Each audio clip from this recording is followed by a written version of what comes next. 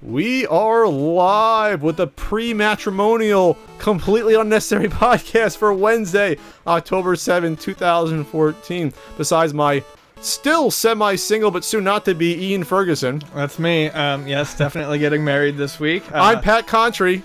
On Saturday. How you doing, Ian? I'm nervous. No, not really. I'm ready to go. Cold feet. No, I'm more just concerned, about what temperature it's going to be on Saturday. They're saying 84. That's a little toasty, but it'll be nice. That's better than rain. Well, I have a top hat and coattails, and I mean that's going to be warm. What is this? 1890s? You're getting married? What's going on? Yeah. Or are you about to do like a big symphony and conduct? No, I just want to look fancy. Look fancy. Ian, you always look fancy. No, I don't. Right now I look sweaty and moist. The way the fans like it. Yeah, exactly. Coming up on the show, we'll be talking about the Big Lebowski pinball machine, a premiere of the new playfield and some of the attract mode and little toys and gadgets. We'll talk about the Tetris movie that was just announced. The end of Saturday morning cartoons. Makes me sad. A new gold NWC cart on eBay without a label. The Zelda Hyrule Warriors limited edition New York City World Nintendo Edition. A Retron 5 console price increase. Aww. And your Q&A. So, your wedding's coming up. I'll be there. Frank will be there with bells on. Mm-hmm. It'll be a fun time. I hope Frank actually has bells on. You think he can get bells to be on? Yeah. There will be cupcakes, no brownies. Okay, that's acceptable. Yep. Mm-hmm. That's acceptable. There will be Mario Kart 8 and Street Fighter 4. Whoa, on like an LCD TVs like set up there? Oh yeah, we're taking 2 TVs. Oh wow. Yeah, we're doing a Mario Kart 8 4-player. Should I bring my Nintendo and my retro USB card? No. And Ultra Street Fighter 4. Not unless you want to log along another TV. I am good at Street Fighter 4. You've seen me. Yes. I've gone on a tear before. Yes, you have. We have also coming up the fifth annual NES Marathon benefiting the Children's Network Hospitals. Children's Miracle Network Hospitals, there it is, on November 8th and 9th, which I am planning. Ian he's going to be there. I got the poster coming out in a few days. The Indiegogo campaign will be live probably by the end of this weekend, if not early next week. There'll be opportunities to choose what games to select us to play. Besides, we'll have tier levels where if you hit a certain amount, we'll play a certain game or do a certain challenge like Color Dinosaur, Sunday Fun Night Karaoke, and also unlock certain things like guest appearances like in other years. So that'll be fun. We also have a Patreon for the podcast. If you want to contribute, it's up to you. We'd be very appreciated to help support us. It's patreon.com/pixelsicle. PXLSICLE. So a Tetris movie was announced. I'm having deja vu. I'm having deja vu too. It's like we just talked about this. And yeah, I mean, this is not something that needed to be made. And there was an article in the New Yorker, and they talked to some of the people who are going to be behind the movie, and the Threshold Entertainment Group. Yeah, the Threshold Entertainment Group, and they have described it as it's going to be an epic sci-fi adventure. This is not going to be a movie about blocks with feet or tetrominoes as we know them. They say that they are going to work on the general theme that Tetris is about creating order out of chaos. And this to me is a bunch of word vomit spewed out in the general direction of the public. It means nothing. So they could have actually just bought the rights to use the name and then apply it to any script that they have laying around even. Yes. So, like, a Battleship movie came out in the past few years. They've announced a lot of these. They used to announce, like, a Pong movie and, like, Space Invaders. But the Battleship, at least Battleship, it's a goofy board game, but it's actually based on war. And there have been lots of movies in World War II movies about battleships fighting each other. So at least that's a tangible sort of concept. Sure, just like when they did Clue, yeah, it was based on a board game, but it's just a murder mystery at the heart of it. That's doable. And but you use there's characters in Clue. Right, exactly. There's no characters in Tetris. No. I don't think the Tetrads, even if they have names, I don't think they are, their own characters and personality types. Well, and the PR spin, the delicious PR spin on this is that they approach the characters with the utmost respect. It's like, what characters? There are no characters in Tetris. There's a square, there's a Z, there's a straight piece, and there's a T. It's a backward Z too. Yeah, fine. So the handful of pieces. Yeah. It's funny that these supposedly, I guess, these people helped do or involved somehow with the Mortal Kombat movies in the 90s.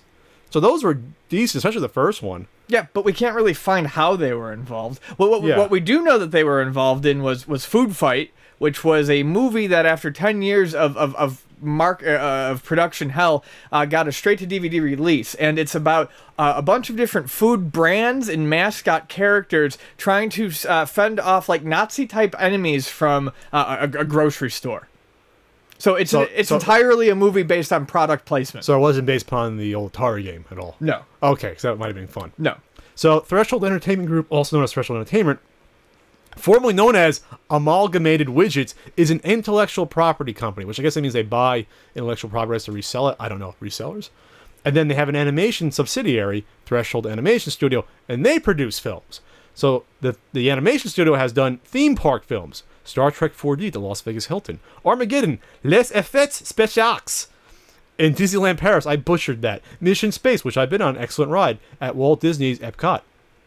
Bob the Builder 4D at Legoland, Marvel Superheroes 4D at Madame Tussauds, probably somewhere in France. And then I guess it'll be at the upcoming Warner Brothers Movie World, which I know nothing about, but that sounds cool, I guess. Maybe there's a Zack Snyder, guy in a Zack Snyder suit running around you can punch. Justice League, Alien Invasion 3D, and a DC Comics Justice League, whatever. And they've done Lego Star Wars on Cartoon Network, Lego Atlantis, The Afterlife, and, as you said, they've done the Food Fight film. So, again, I don't know how they're going to do this, or if they're just buying the actual Tetris rights to give to someone else to do, animated. I don't know. This sounds like a terrible idea. Could someone send them an email mentioning that 4D is not something we can see? It's not something that Einstein's come up with a way to get to? That's a load of bullshit. And also, Madame Tussauds is probably, I don't know, there might be one in France, but that's the Wax Museum. I think there's one in Vegas. Really? There's one in Canada. So they're going to make a movie for the they're going to have like wax Tetrominoes, like just pose, and then you can watch the movie later? I don't even want to fucking think about it. So, I mean, the Food Fight movie that you referenced supposedly cost tens of millions of dollars somehow. Money well spent. Had 80 familiar mascots. That's probably where it came from. So Mr. Clean, Chef Boyardee, Starkist Charlie the Tuna. Who the hell would want to see this? No one. That's why it went straight to DVD. Took 10 years and tens of millions of dollars to produce, but failed to make it to theaters. Was released finally on DVD last year. The reviews were notably harsh. Kasanoff, who I guess is the executive at Threshold, said that it had been discouraged from talking about the project because of legal issues, but explained that Food Fight lost some of its backing during the financial crisis and had therefore never been properly completed. Oh, that's why. Yeah. Not the fact that it was a god-awful idea to begin with. Woo! Well, there was that documentary I was a part of 4 years ago that I hosted. That's really the only thing I did with the movie. It was that, so... I don't know. Tetris is a game with a storied history, lots of legal battles. Hell, that would have been an interesting idea for the movie, about maybe the development of Tetris in Russia. Sure. Like 84, then Nintendo and Atari fighting over it. That could have been a cool even documentary to talk about. Then how... Well, I believe the ownership rights were claimed by Russia, and, Pidgeotnov didn't get anything for years from Tetris. And now I believe, actually, I think I met the guy. He was there 4 years old, the documentary. So there is a company that now owns, I guess, at least the U.S. rights to it. They come out with like handheld games and they do like mobile versions of it. Tetris. So Tetris is still around. I mean, it doesn't have nearly the same sort of chutzpah it used to. I think EA actually has Tetris now. Do they really? I think. Maybe they have the console rights to it. Or they at least did a couple. But they don't own the rights to Tetris itself. No. So what are the odds this actually comes out? I don't fucking care. Even direct to Amazon Prime or direct to Netflix. I don't know. 30 to 1? Sure. 40 to 1? Yeah, why not? Better odds than Buster Douglas beating Tyson. Good. Great. no one cares. But something that is much more interesting, and something that we both care about. I'm a huge pinball fan. Pat likes it too. I love pinball. Big Lebowski Pinball was announced last year, and I was pretty excited about the license. I would love to see an era of pinball come back where we get some unlicensed tables, but we're probably a ways away. But at least this is skewing for a different market. A lot of pinball machines that come out these days are shooting for this like mid-40s to mid-50s market because pinball machines are expensive. So you get a lot of classic rock themed tables. You get a lot of tables based on cars and stuff like that. Well, you get new movies though from Stern though. All the new movies. Yeah, and then and that's the other half of it. Then you get the new easy movies. You get the ones that are popular. You get your Iron Mans, your Spider-Mans, your superhero flicks. It's risky to take something that's a cult hit like the Big Lebowski and then make a pinball machine out of it, which is a cult hobby. I would argue though that since that at this point, how many new pinball machines a year are there? Upwards of 4 at Two. most. Two. 2 from Stern, 1 Two. from Jersey Jack, maybe, No, 2 from, well, on a good year, 2 from Stern, 1 from Jersey Jack. and then 1 from some other boutique that does a remake of That Medieval you'll Man or never something. you'll never fucking see because they do them in numbers of like 100 Has or, that- or 15. Has that Medieval Manus remake even come out yet? Is that still in the It's works? probably still in the works. So- It was that thing's been talked about for years. So this is good though. I think this is at least to me this is not a movie license in terms of like the Star Trek one that just came out with a couple years ago, or the Spider-Man one that came out, or they do The Hobbit. I think Jersey Jack's doing The Hobbit because this is a movie that, like you said, it's a cult. This isn't a new movie. This isn't like automatically have a new fan base. This is to me almost like an original property. It's like it's 16 years old at this point. I mean, You know. it does kind of have that feel. This has never happened before. You do a movie that's that old. So, anyways, I was worried because this table is being made by a bunch of, and I don't mean this as an insult, by a bunch of no names though in the pinball industry. Most tables, are currently designed by popular names from pinball's heyday, and the new people who are being trained up by these people at places like Stern or Jersey Jack are, very much being trained up by the old guard. Sure. These guys literally came out of nowhere, as far as I can tell. And when they revealed the table, holy shit, it's gorgeous. I mean, Yes. it's there's nothing that isn't beautiful about this table. Everything from the sunken bowling alley playfield to the little Brunswick ball returns on the ramps. Yeah, the Brunswick it has a sunken playfield where you can bowl. I just said that. Okay. I'm looking at it. The rug that unrolls as it gets hit. All of this looks great, and it has really kind of restored my faith a little bit in the machine. Now, anyone who plays pinball regularly will tell you got to get your hands on it. You got to feel the angles. You got to see if the rule set is good. Sure. There are plenty of very well designed machines that have horrible rule sets, and that sinks them. But at least as of right now, I am once again interested in the table. Yeah, I think what this comes down to is this. You can buy a property like this and try to do. I don't know. Again, I don't know how you would do a cash in on a property that's 16 years old, but you could have just thrown something out there. This has so much thought put into this. When you look at the things included on the playfield, you have a White Russian glass sitting there underneath. That is cool. You have the rug that unfolds and it's almost right in the middle of the playfield, so it's tying the playfield together, like tying the room Yeah, together. it's the center shot. Like you said, you have the ball returns, which is like a bowling ball return. You have the upper right. That's the bowling alley in the upper right, and The then actual outside of the bowling alley. Yeah. yes. And so once you get up there, I guess if you put it through the garage, I think the door opens, and then they actually have a model of the dude's car in there that'll be on the playfield. Yeah. And I guess that'll probably lead to the bowling mode, probably something like that. Oh yeah, I'm sure.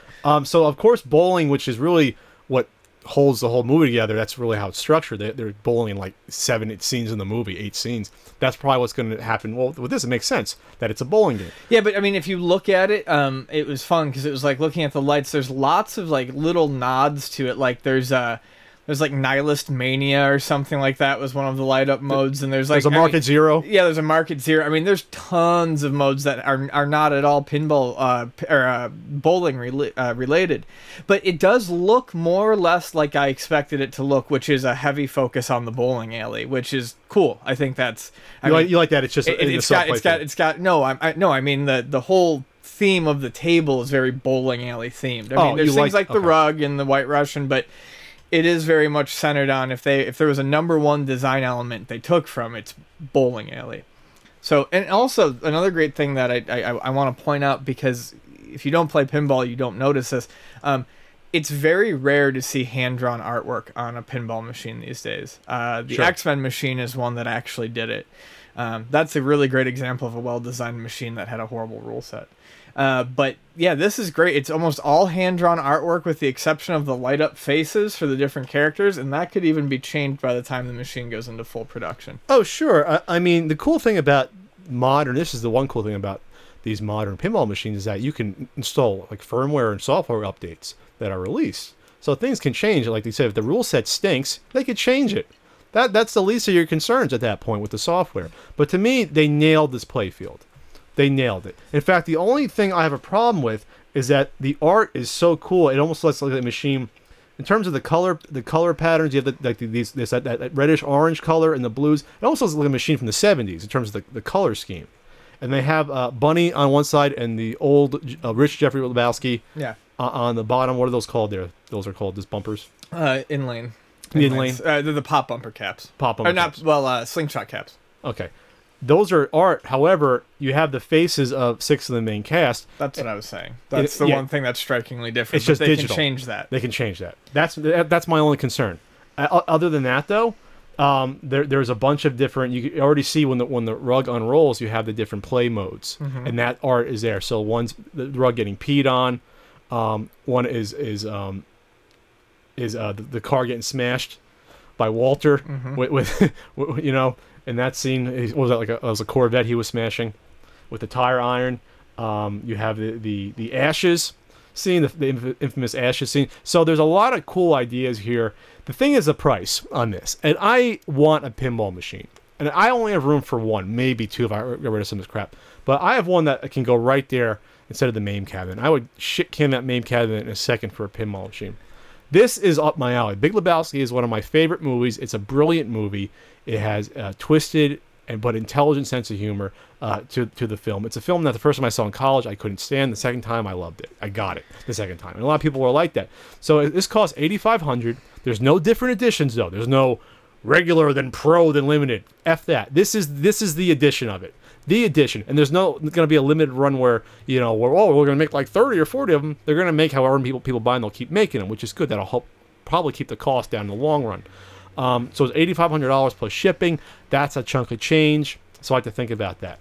I don't know. I mean, for me, as great as it looks, I hope someone local buys one. I hope the local pinball club decides that they need to have it and they install it somewhere. Because in California, we do have one of the pinball world champs, usually the pinball world champ. I don't know if he still holds it. So we do get a lot of these nicer machines placed in bars where he maintains them for use of the pinball club.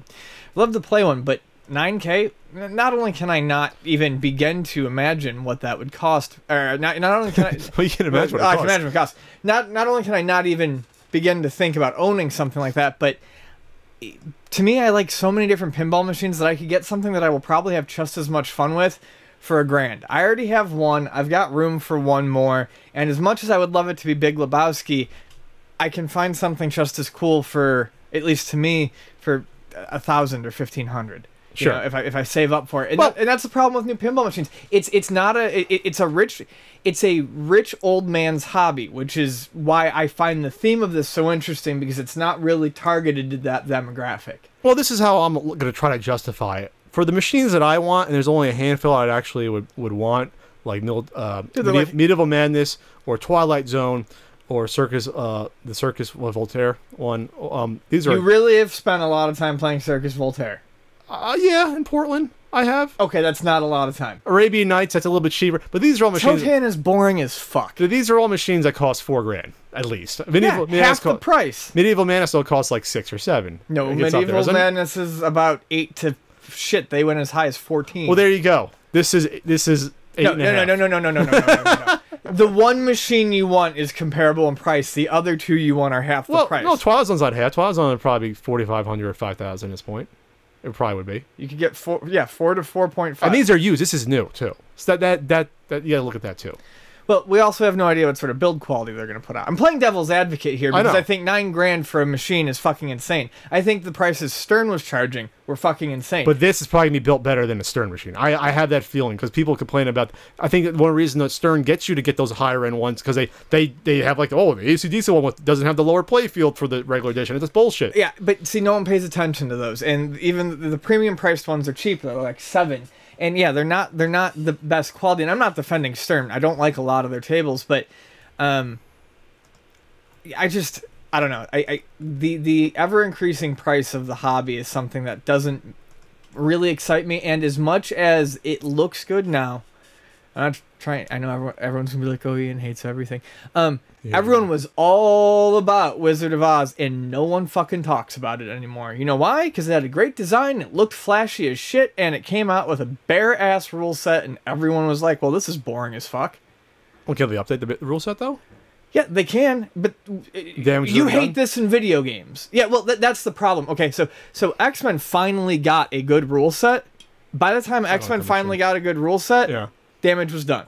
Damage was completely done. People had already sold off Well- their LEs for, like, nothing. This machine, though, they designed this. They actually got input on the playfield with this. A lot of this stuff, they asked way back when they announced this. They're like, "What do you want to see in this game? What do you want to see?" That's not something I know that that's a good designer would ask.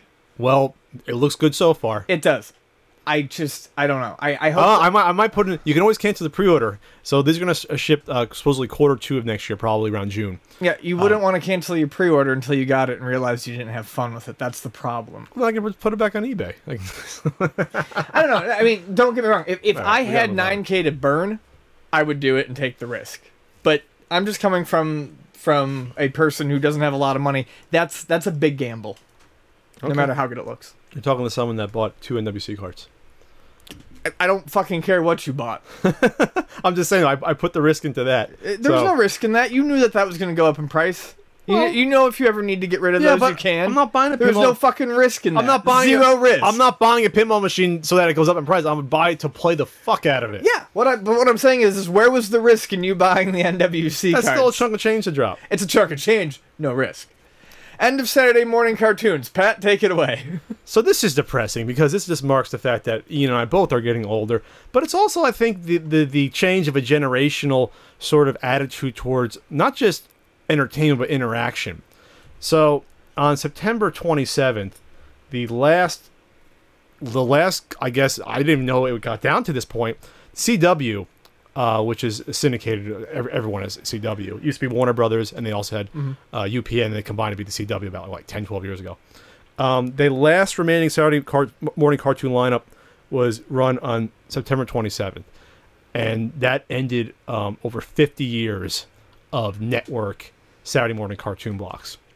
So, I mean, it's sad, but again, I guess that's a reflection of modern times with, I guess, kids, they get up nowadays and they'll go on their iPads or the computer and watch stuff on YouTube, or, I mean, hell, there's no reason to even watch. This goes, more and more people don't even have cable anymore. They can watch any show online or Hulu or Netflix, so what's the point of getting up, to these kids? They're never going to experience though, but it was such a social thing. Oh, it was. Not even with just, with your brothers and sisters. I had one sister, I still do, kind of, and we got up at like 6:30. Yeah. You got up ass early to watch. I think usually that early I'd watch whatever weird ass show was on. Probably Spartacus was still on. Was on Nickelodeon that early. You remember that weird ass Spartacus cartoon? Spartacus. Anyway, look it up, people. And then from there, we're going to switch between the 3, NBC, CBS, and ABC. What should we watch? Should we watch Garfield and Friends? Or should we watch this? Should we watch Kissy Fur? Or should we watch Gummy Bears? Fur. You had to decide. You got out the newspaper, get the highlighter, and I was moving this way, plan out what we watch.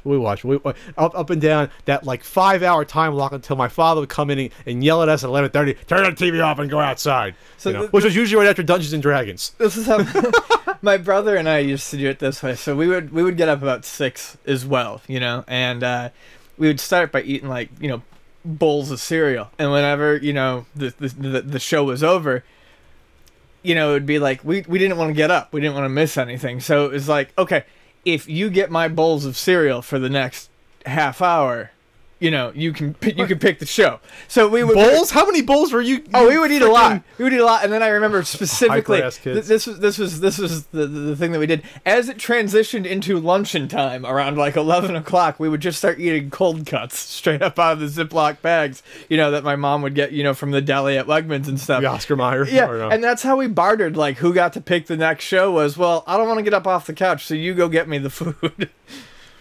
We would. Yeah, it's sad though. Do you think kids are gonna miss something in that whole experience or you think it's gonna be? Are we we're just looking at it with rose tinted glasses? Or is there something to be said for getting up with your siblings or friends? I mean, if you had a sleepover party when you're a kid and you get up Saturday morning and watch cartoons, or hell, every once in a while we go over to your friend's house and watch it. I mean, I have to admit, I do think a lot of it is rose tinted glasses. It's what we did as kids. Sure. I really do, because they can kind of get the same experience. A lot of these kids are watching, cartoons probably in the same amount, so it's not like animation's going downhill, but they're watching them later at night on Cartoon Network, like not Adult Swim, but I mean, I would say children's cartoons have gone downhill, though. That's not just me saying. I think the quality per capita of those Saturday morning cartoons were by and large very nice. They're nicely drawn. You give me that face, but you had all the Disney cartoons.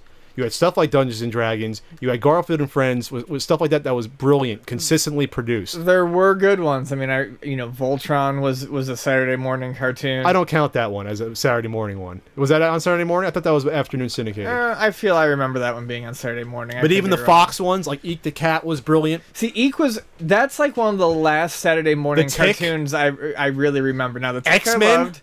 X-Men was fantastic. Honestly, the Saturday morning cartoons that I used to watch the most, I'm a huge Tom and Jerry fan. I used to love, like, the old blocks of Tom and Jerry. So you're counting those? See, I'm counting the three major networks. Well, yeah, Fox and those networks put those on as filler. You would get... Very early in the morning. Very early, or when a show would go off of that spot and they didn't have anything to fill it. I always looked forward to, like, the Tom and Jerry cartoons and stuff like that. And the Jetsons especially. That's the stuff that I looked forward to. And then you had Hanna-Barbera, usually a USA Network will run like the Hanna-Barbera block. See, I liked the USA. I actually liked the USA Network Hanna-Barbera. That would usually block. even go, I think, into the afternoons. I think Sunday morning we'd watch Hanna-Barbera. Yeah. Would be Maybe Sunday that morning. was Sunday.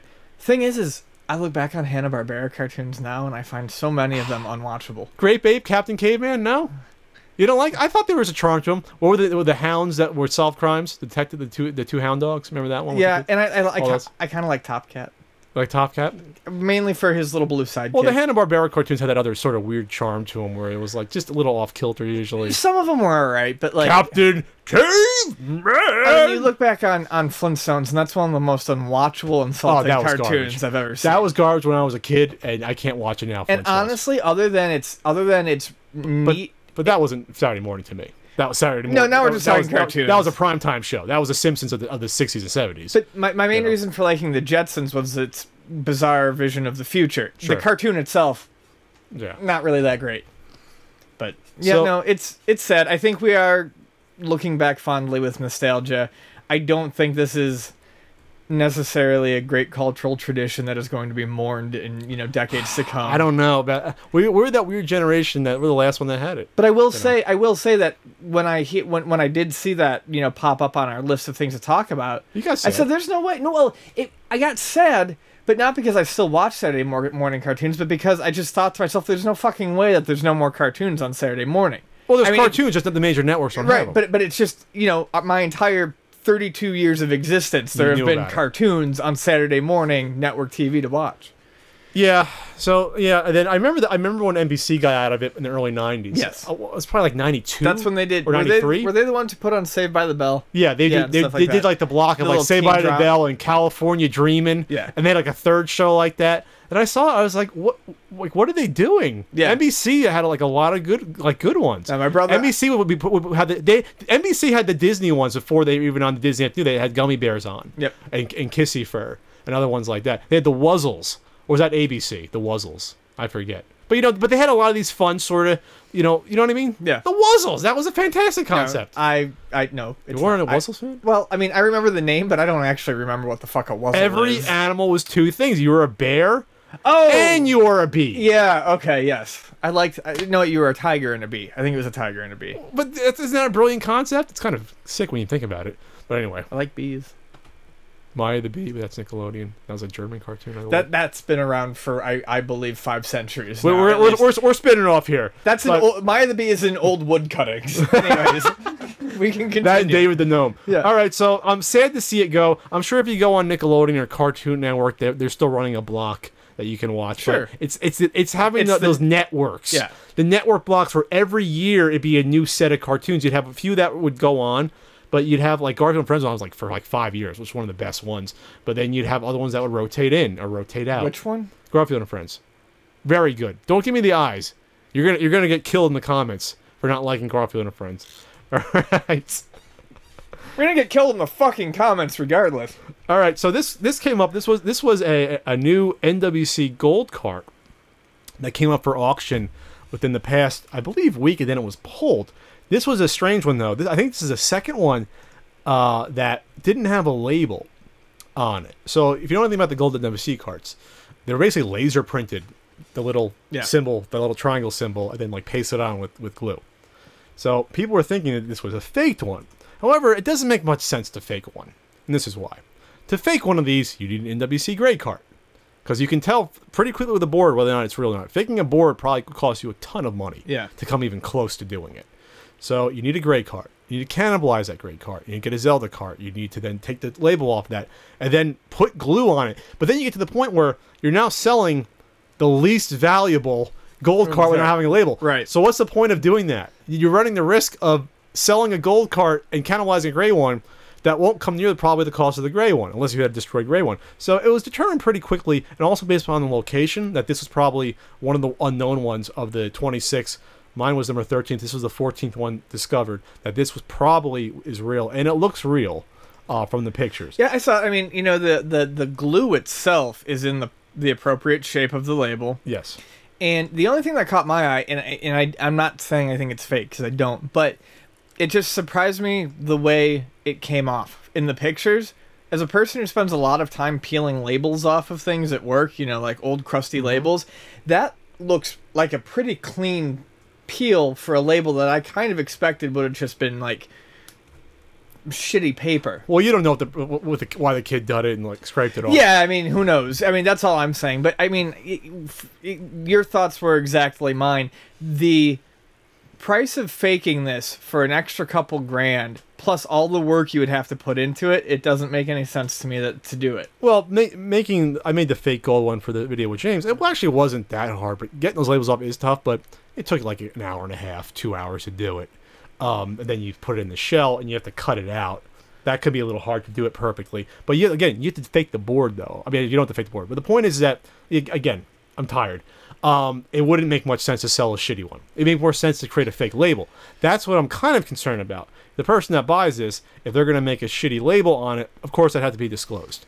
Yeah. Even though it's a shitty label to begin with, you're making a reproduction label to put on it. Well, I mean, the only thing you can hope is that whoever, I mean, I don't picture the person. First of all, I don't picture the person buying this flipping it. I'm just saying 5-10 years from now, maybe they'll sell it. If the price is up to $50,000, they'll sell it. They should disclose that. However, the good news about these gold cards, and whoever gets this, it probably will be recorded, and people are that's what I was going to say. Who buys what? Who buys it will be recorded. So if suddenly this person is selling one with a label on it, it's an immediate red flag. So this was found. This was found at a rummage sale, along with a lot of other NES games that were donated by someone who obviously didn't have any idea about the collection. So imagine that. I mean, hell, you got a gray one that came into the store. Funny story. I was found at a rummage sale. So imagine you go to the rummage sale and you see a shoebox of games. You're like, oh, Legend of Zelda. No. Yeah. You would, I wonder if the person that found it, I'm not sure if the person that found it knew what it was beforehand, though.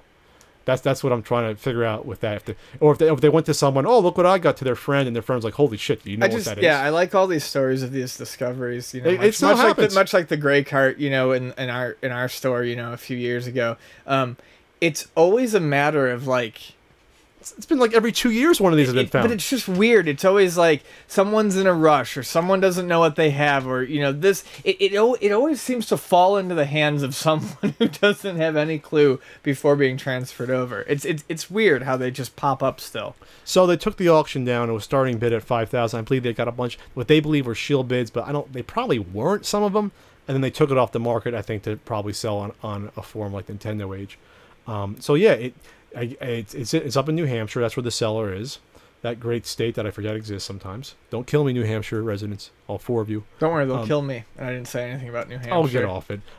So I don't know about. It's hard to know what a price is. There has been one of these that's been auctioned off in a very, very long time. I believe the last one that sold was an auction around $18,000. This was like 5 years ago, and then I think the person that paid, then it went for the sale, and I was like 18,000's a couple centuries ago, or 20,000. What's that? 18,000's a couple centuries ago. Are you trying to be funny, or are you being just dumb, Ian? Is this dumb pre-matrimonial, Ian? Is there any difference? No, there isn't. You nut. All right, so I'm interested to see what this sells for. I would love to see an actual auction, though, because the past few NWC cards, the past 4, including mine, have not gone via auction. They've been private sale, and it's nice to see a new benchmark. Actually, you know what? the Howard Phillips one did go for like 17 or 18,000, but that also included a lot of his nice swag. I'm that he surprised had. that's all it went for. Well, the one before, well, that was a new benchmark number, because before that I think it was like 10. So that's almost double than what the one before that, I believe. What are the Grays going for? That's what I said. Oh, okay, 17. Yeah. But all right, Howard, that makes sense. Howard Phillips gray that he had Yeah. went for like 17 and change, but he also had like all the NWC material and letters and stuff like that. So it was like, wow. So there you go, NWC Gold Cart. They're not a scumbag seller. They are a fortunate seller. Yes. Or a lucky seller of the week. Yeah. Lucky seller of the week. This was alerted to me by a guy named Scott, who I run into the conventions. Very nice guy. About a new limited edition Zelda Hyrule Warriors. Zelda Hyrule Warriors is a hack and slash game like Dynasty Warriors, which came out like a week ago. I have it. Have you played it? Yeah, it's fun. So this came out, and I guess a limited edition one came out only at the World of Nintendo in New York City. What was it? What was that? 300 copies. There's 300 copies. There's only 300 copies of the damn thing. So people were lining up outside to get this. This also, though, came out, I believe, in Europe and Japan. But actually, the Japanese one looks a lot better. It has a freaking clock in it. This basically has a scarf. Get a nice scarf with this in a nice little collector's box. So they're already getting flipped on eBay. I've seen them go for like 600 to 700. I think one idiot bought one and I buy it now for 1,000. So I guess the question about this is special editions are cool, but what are your thoughts about having something that's so limited and only this isn't like a chance to get it at more than one store. You had to be in the New York City area to get one. Do you like the idea of doing this? No, and I mean, it's hard for me to get like overly emotional about this because while I like the game, I'm not. I've said it before on the podcast. I'm not the biggest Zelda fan. I like certain entries in the series, but no, I can see this being upsetting to the diehard Zelda fans, of which there are plenty, because they never got a chance to get it unless they were in New York City at the time of the release. And then you have to be one of, like, I think it was 300, people who was able to get this.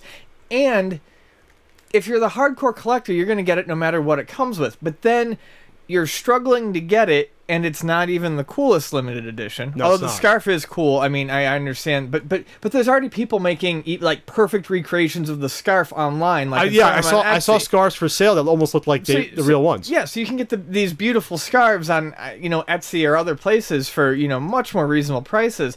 And I just feel bad for the Zelda completionist who now has to hunt this down and spend maybe $1,000. Yeah. I mean, it's kind of like. I don't get real caught up in limited pieces, but I would have taken the gold DuckTales cart, Oh, sure. But I'm not going to pay thousands of bucks for it, and because I wasn't in the gaming press, I didn't have a chance to get it. Why wasn't I sent one? Because you're C-list. But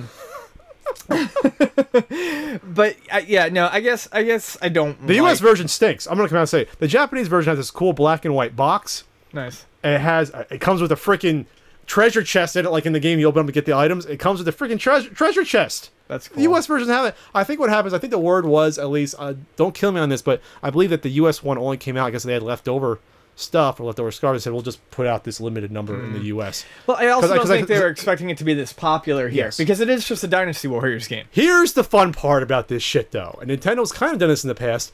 Anything Nintendo put out limited, what's to say they're not going to do a second run of these? Because they can do that at any time. No, they can make more. They can commission more scarves and put out 1,000 more. And then I'm not going to laugh at the people that are spending hundreds and hundreds and $1,000 on them, but it's like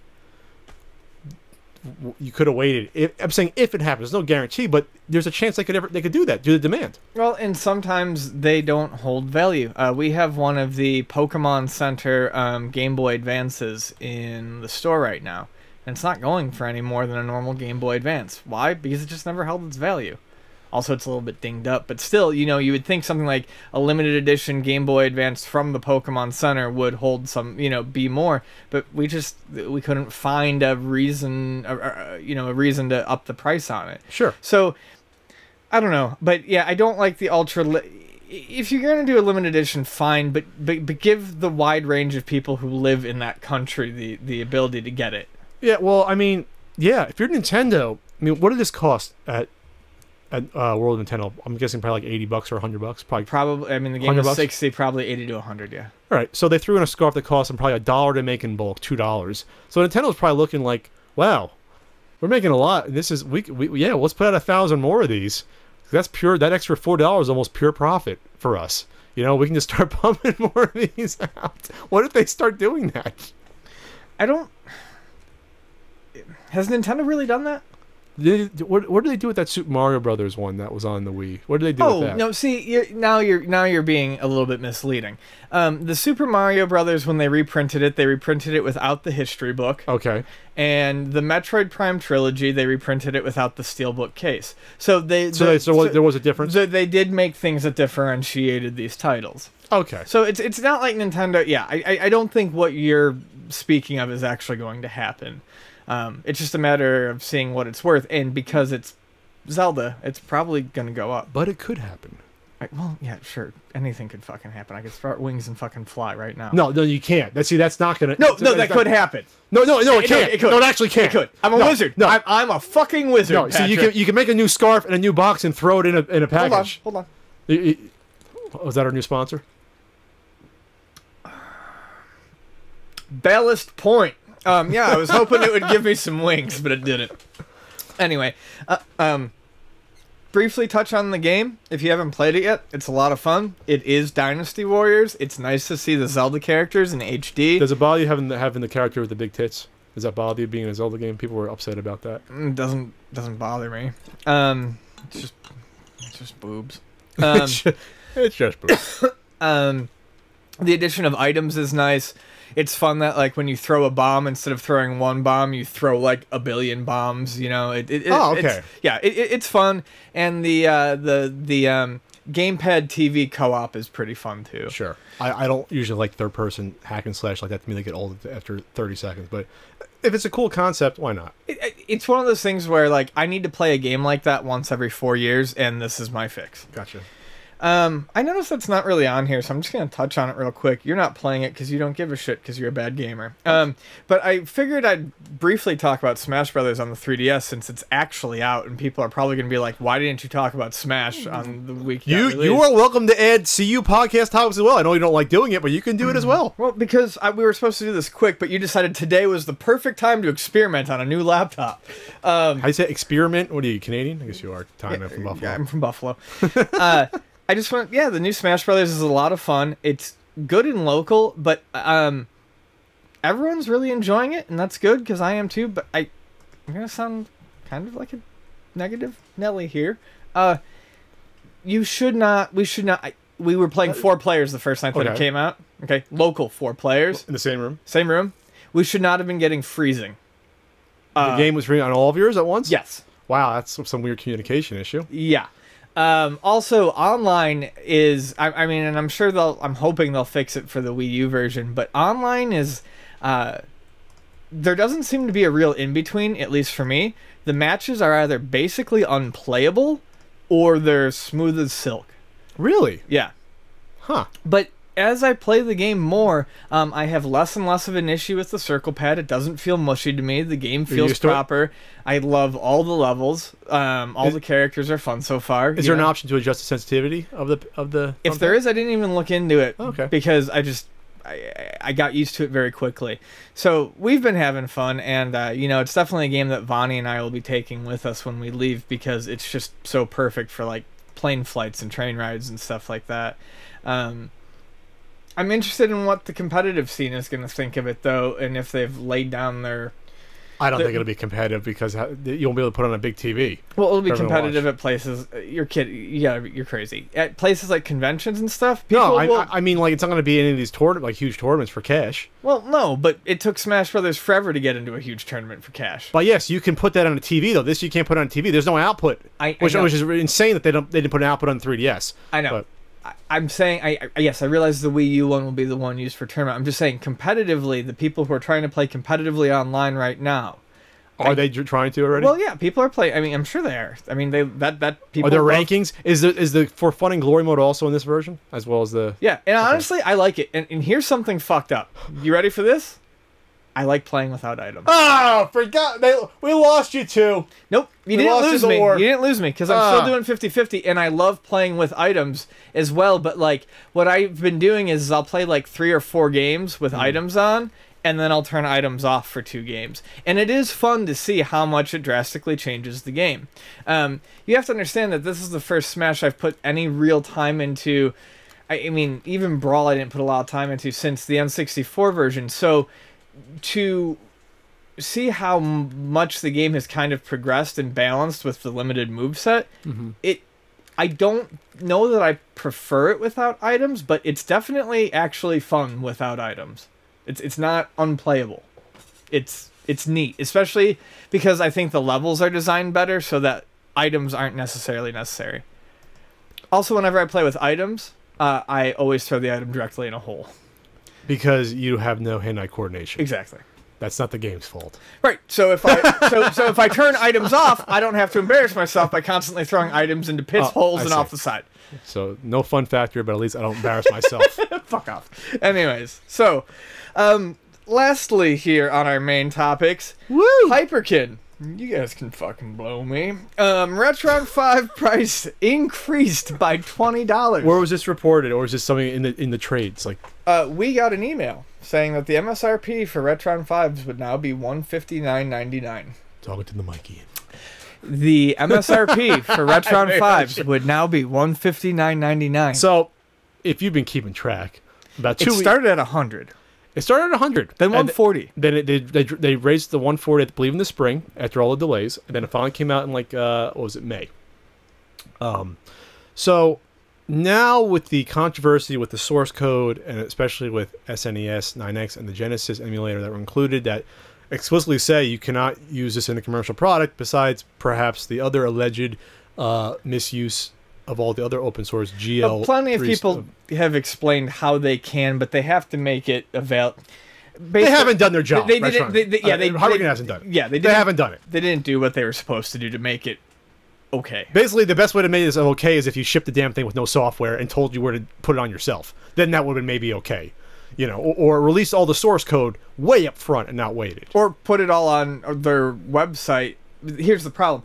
If what I'm getting is kind of... They had to make it available. So if on the Hyperkin Retron 5 website they had put all these emulators, this is what we're using, then I believe, and someone can correct me, and that's fine, because I'm probably wrong on all sorts of aspects, but they need to make this available and they need to acknowledge it. So they could put it all on the Retron 5 website is what I'm thinking. Sure. And then they could release the Retron 5. Here's the problem. If they put it all on there and everyone realizes it's just a fucking emulation box, then everyone's going to go make their own goddamn emulation box. Yes. So I think they were being really sneaky about it. They're being sneaky, and then plus, yeah, and the fact that they're jailhousing it and not allowing you to do anything with this software they don't own. They're basically changing how the software is to be used to their own device. Which, again, there's a lot of shit. Here's the thing. Why did they raise the price by $20 more?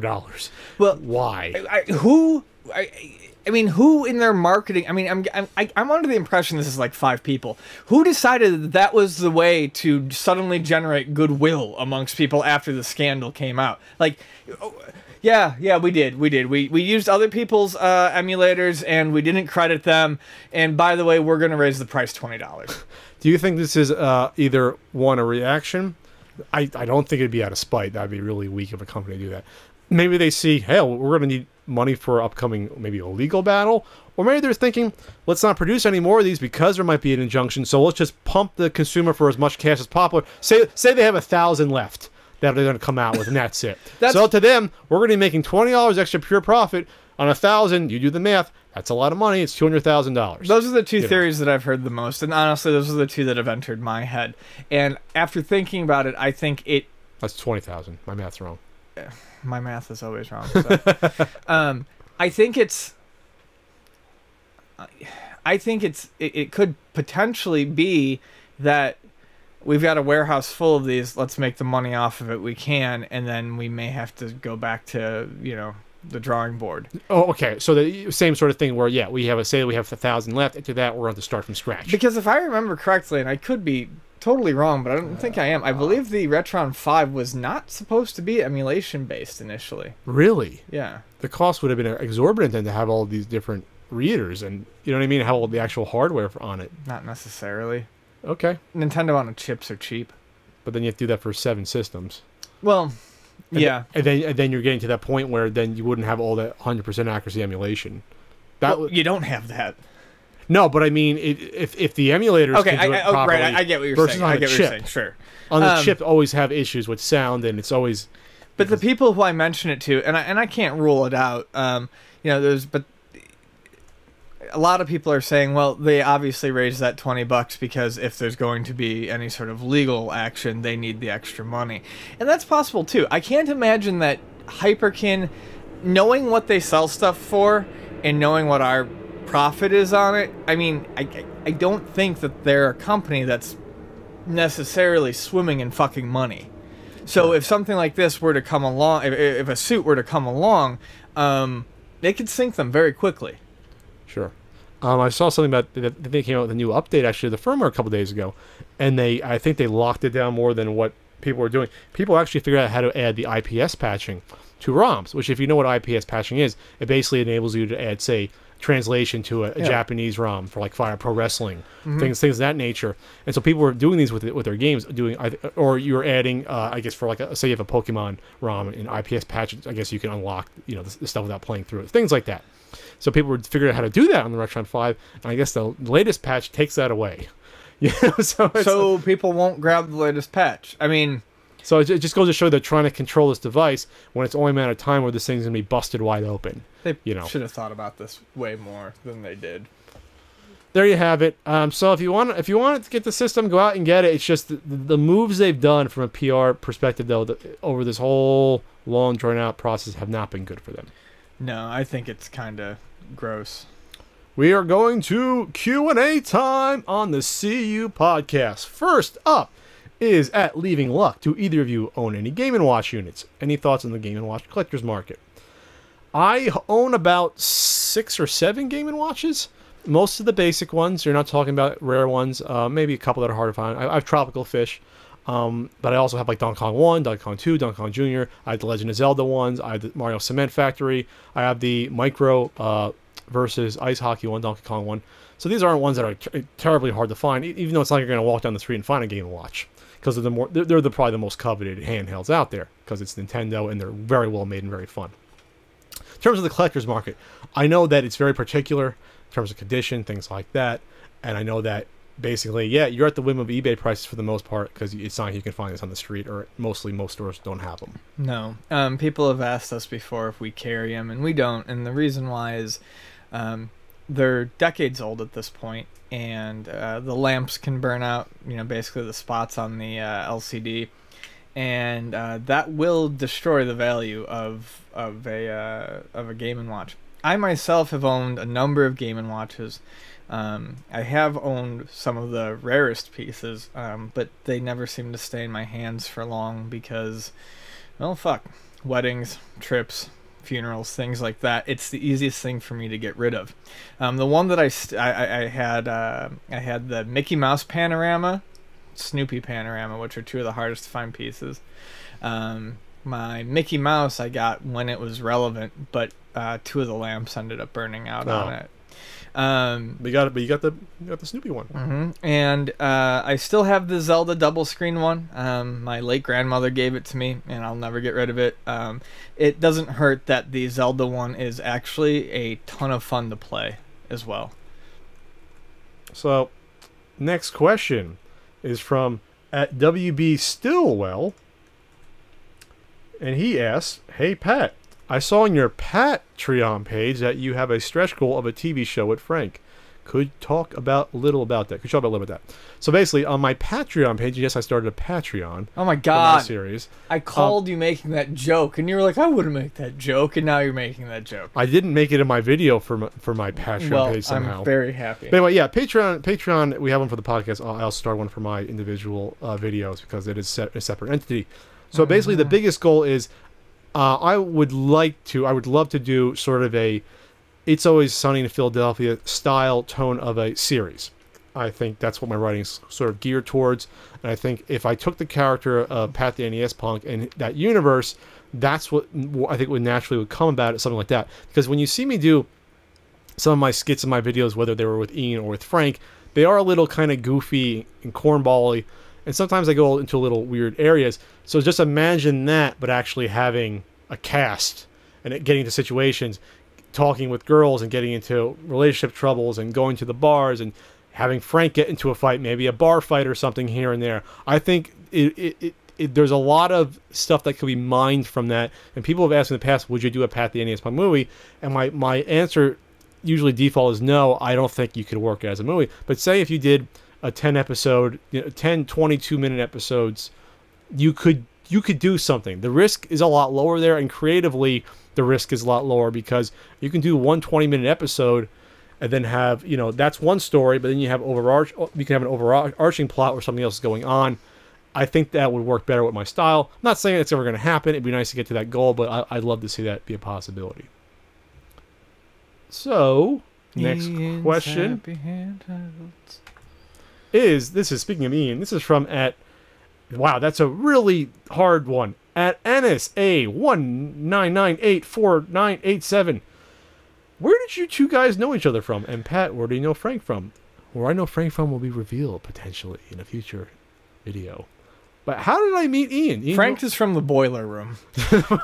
You want to talk about how I met you? You remember that sunny day in July of 2008? I was sitting behind the counter and some other jackass came in, and it was Pat. And he kept coming in every summer. And it wasn't every summer. It was the next summer. It was the next summer.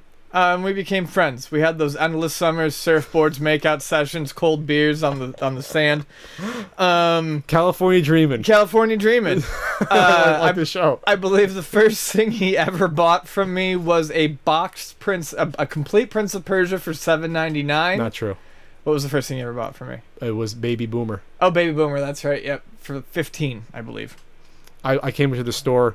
This was at the location on Voltaire Street, which I love that location. I miss that. Look, I mean, I don't miss it in the summer. It's a fucking sweatbox. So kitschy and just, I love that store. If you see my Couch on 6 and 1 review for that store. Yeah, the oldest videos with him in it have the old store. So yeah, I came in. I went to that was I think the Saturday or Friday I came in. I came here in 2008 to go to Comic-Con, and then because the Watchmen panel was there. That was the last time I ever got into Hall H on a Saturday morning for the Watchmen panel. Damn you, Zack Snyder. Anyway, so yeah, going to the store, Ian seemed a little strange, a little sort of one of those employees that, he's the type of guy like a record store employee that, okay, what do you want? You think you know more than me about anything?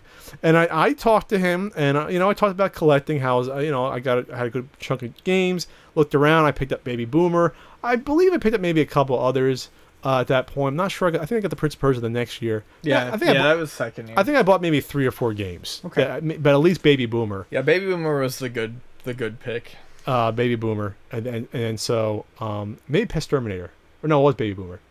No, you definitely got Baby Boomer from me. Yeah, I was thinking maybe I got Pest Terminator 2 maybe that's the next year, and that was the same weekend where I went to the swap meet for the first time in San Diego and got the Virtual Boy in the rental case. And I was like, wow, I'm probably gonna move here because of that.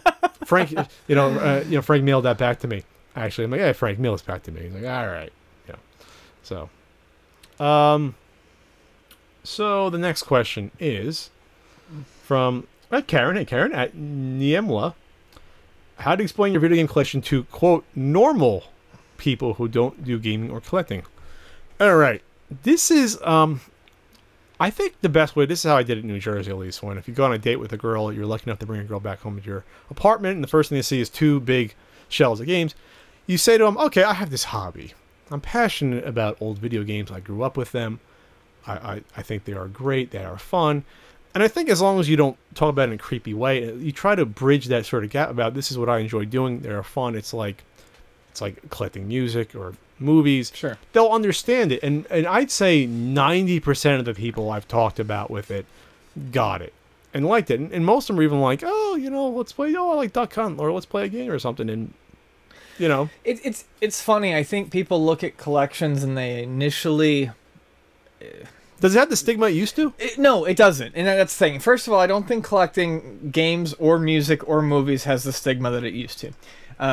2, I do think that the first time a friend comes over or someone that you're dating, but, even just like you made a new friend and they come over and they see something, they're going to attach something to you. Like, they might look at video games and assume you're a huge nerd, or they might look at records and assume you're you're very pretentious, or they might look at, movies and assume something similar.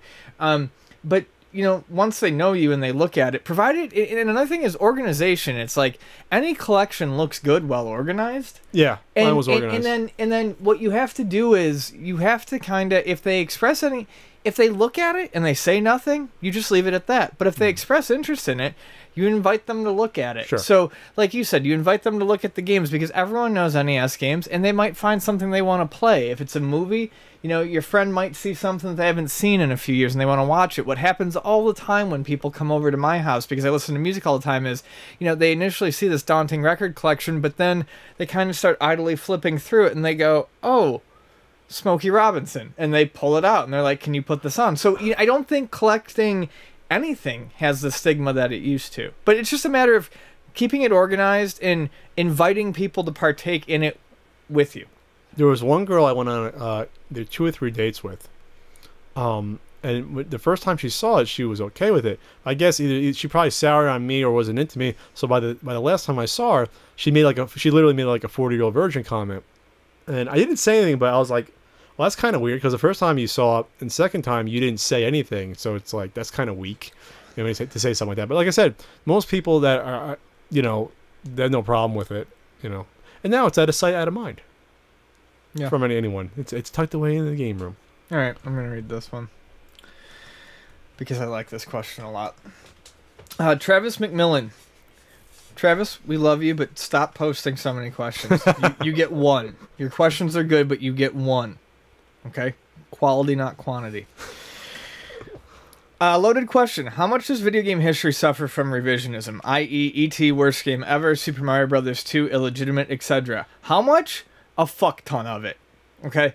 Pat and I have mentioned this in passing before, but, I mean, just to go with the ones that you mentioned right now, E.T. is not the worst game ever. E.T. has a lot of problems. E.T. is not even a particularly good game, but it has a lot of good ideas.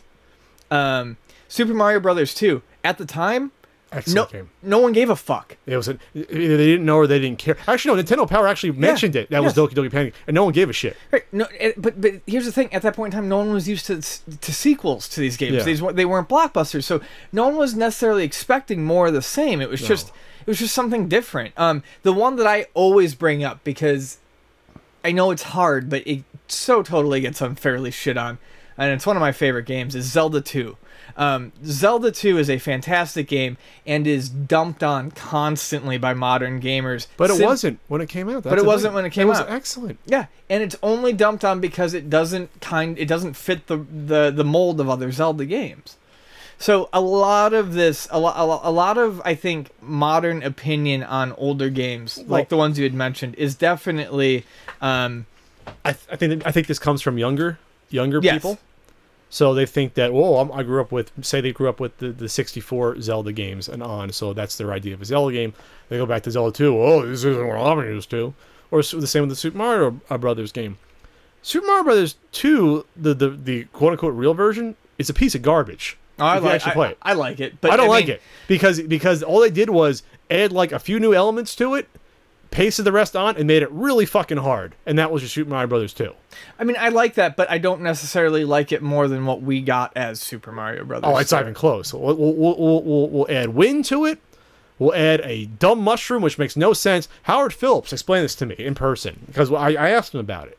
And I was like, all right, Howard, what was the deal with this? Why did Super Mario Brothers 2, why didn't the Japanese come out? And he said, they sent us the game to North America. We played it, and I was like, all right, first of all, it's really hard. But second of all, you just change all the gameplay elements from the first one, which made it a good experience, right? You can run through quickly. Yeah. And you get the mushrooms. You can't run you cannot run through the Super Mario Bros. 2 Japanese version quickly at all. You get destroyed. So they basically changed what made the first one good. And he said because someone putting a speed run into the comment section right now. Exactly. Yeah. But do that you know, the first 100 times you even play it, and it's not going to happen. Yeah. You know. So they basically, it changed the foundation of the gameplay of the first one. And I agree. Why put in power-ups that harm you? It doesn't make any sense. You know, is there any games that really have done that to that extent? Especially after the first one, we were used to that. You know, and so, no, I'm glad we got the Doki Doki Panic version. I think it's a wonderful game. Again, I think there's an echo chamber with commenting on the internet, and you seek out people with similar comments. So if it gets to the point where, you know, oh, it's the worst game ever, Zelda 2 is, it's not a real Zelda game. So you find other people have the same opinion, and then it just grows from there. Right. So then when new people research Zelda 2, they'll come up with why Zelda 2. Someone blogs why Zelda 2 is not a real Zelda game. Why ET is the worst game ever.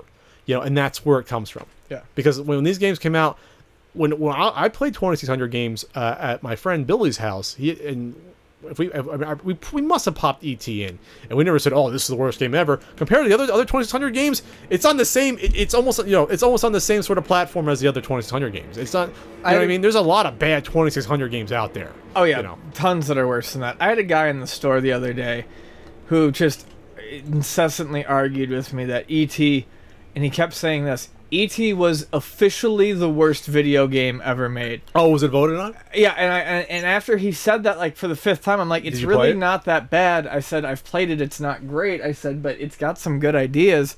And he kept saying, like, it's officially the worst game. And I said, how is it officially the worst game? He's like, I read it on the internet. Oh, and at that point, I was just done. Well, that's a bad thing with, using the internet for general knowledge at all. I think I spoke about this it could have been Frank a couple weeks ago, that our generation, at least mine, are the last to do research without using the internet. Sure. Actually get out books, look up magazine articles, maybe use the computer to look up journal entries, but actually go to the stacks, look up journals, look up magazines, and get that and use that for source of information. But you can use a computer to do old school research without having to go into the stacks. But yeah, I'm talking... Yeah. People use the internet as a consolidated Wikipedia page of knowledge, and that's my knowledge, versus going and getting those individual sources and reading through themselves and making their own decision. So there's something to be said for that. I'm not saying for video games you can always do that, but it's the mindset of, here's the easy summation of the Legend of Zelda 2, Adventure of Link, and what people think about it, versus thinking for themselves and doing their own research, or even playing through the game themselves. Yeah. And our last question for this CU podcast. Oh, dear John Jablonski, I like you. Dear someone, who would you cast as lead in Danny Sullivan's Indie Heat the movie, directed by Zack Snyder? My go-to pick is going to be Jean-Claude Van Damme, so we can get that epic spot where he is doing the splits between two Indy cars. So you're talking, this is like 1980s Danny Sullivan. Yeah. I'm thinking more of a modern... so an older fellow. An older, gentleman. More distinguished Danny Sullivan. More of a mentor role. Mm-hmm. Maybe a Morgan Freeman. Oh, okay. We're fine. Some gravitas there. Yes. He takes on a youngster on the indie routes there on the races, and then maybe suffers a tragic injury halfway through. Or actually, no, the young guy suffers a tragic injury, then Morgan Freeman comes and he has to do the final race, so a reversal. That's fine. Because the greatness of Danny Sullivan, you cannot throw that under a rug. You have to. That's why I wasn't throwing the greatness of Danny Sullivan under a rug. That's why I said Jean-Claude Van Damme. I'm just envisioning the movie of being more of an action racer. Okay. Where you're seeing something a little bit more dramatic. More docudrama. Right. Like Oliver Stone's Nixon. Yes. So you go along, you hit the points of historical accuracy, but also you embellish a little bit. Yeah. Exactly. So. All right. Yeah. Oh, no, that's not our last question. We got one last one from Jerron. Which I put under the things because we're not close to Halloween. We're having another podcast for Halloween. Jerron, sorry, we're going to have to wait until Halloween. We're not close to Halloween about a Halloween candy question. Sorry about that tease, Jerron. Okay, that's the end of the podcast. Pat, take us out of here. So, next time you'll be listening to us, probably be 3 weeks, not 2 weeks, because Ian's going to be, I think, in Buffalo then. Or, no, he'll be on his honeymoon then. Buffalo and Toronto. Your honeymoon in Toronto. Very nice. So I might do a Pat cast maybe by myself in 2 weeks. Yeah, everyone's gonna love that. That'll be well. Actually, some people might love. Some people will love it. I'll just have I'll put DDP in your place there and may have better comments than you, better opinions that people want to listen to. Yeah. So we'll see you in 3 weeks for sure. Ian will be married. I'll still be Pat. I'll still be plugging along. I'll have a new Flea Market Madness out within a couple weeks. I will be doing a Halloween video. Before Halloween this time, I said every year, but last year I think it was November 1st, so that was the closest I've ever gotten for a Halloween video. I'll believe it when I see it. So we're going to take you out. Thanks for listening to us on iTunes, which we are highly ranked a lot. We get usually up to number 4 or 5 or 3 last time, so please listen to us on iTunes. We're also on Stitcher. But hey, because people always say every week in the comments, why are you only on iTunes? We're not. We're also on Stitcher or thepunkeffect.com. Exactly. Or you can listen to us on the YouTubes when our video ports come out. So for Ian Ferguson, I am Pat Contry. Take care and happy wedding, Ian. Oh, thanks. sound enthusiastic.